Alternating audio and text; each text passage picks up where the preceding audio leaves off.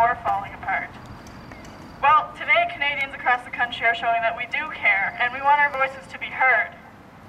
We want our voices to be heard in our Parliament through fair and realistic representation. Our current voting system does not allow that. This push for electoral reform is not the result of some people being unhappy with the recent election, as some people have claimed.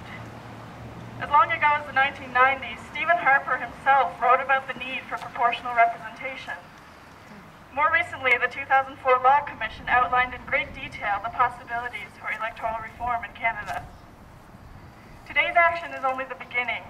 In the months and even years ahead, we need to inform ourselves and each other about alternatives to our first-past-the-post voting system. This is a fight for all Canadians. Everyone wins with better representation. Canada is not just a name with no content. Let it never be said that its citizens don't care. We are here and we care, and we will not go away until the cracks in our system are fixed, so that our voices can be heard through our votes. Thank you. Woo! I'd like to invite Matt to come up now.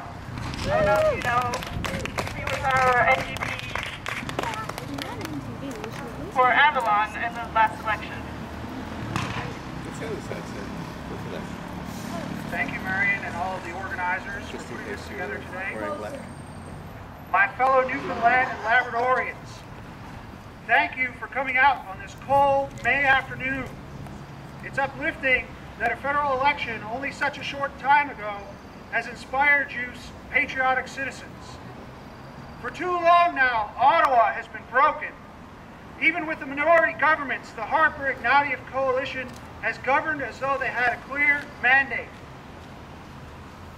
I say, as a New Democrat before you here today, there's something wrong when 40% are given the right to govern as though they have a mandate. I say we can and must do things to change this. Mistake me not. To change this, we must do things a little different.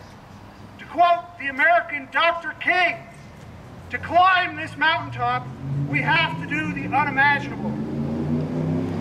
This October, you can vote Liberal or Tory and be left in the wake of the same tired, unchanging story. Or you can vote NDP and vote for change. And we can and need a province-wide referendum to change the first-past-the-post electoral system of winner-take-all. We must limit the influence of money in our political elections so conversations can again be about future policies and directions rather than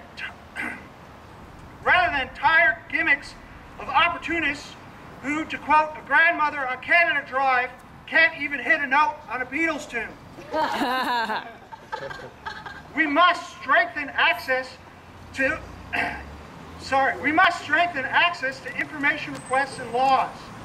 If we vote NDP and bring the orange wave to Confederation building this October, we will do this and more. But first, always consulting you, the people, on any new direction. Oh, yeah. Your New Democrats are like you. We know and share in the struggle to put food on the table, gas in your car, and heat in your homes. We want to help each other to get through the tough times. We want to make our communities more democratic and sustainable, putting you, the people, ahead of profit. Woo! Mistake me not. You can vote for this in October. Yes, woohoo! Or you can vote for Coke versus Pepsi and maintain the status quo. However, this isn't a political rally per se. It's a rally about politics and how they work or don't.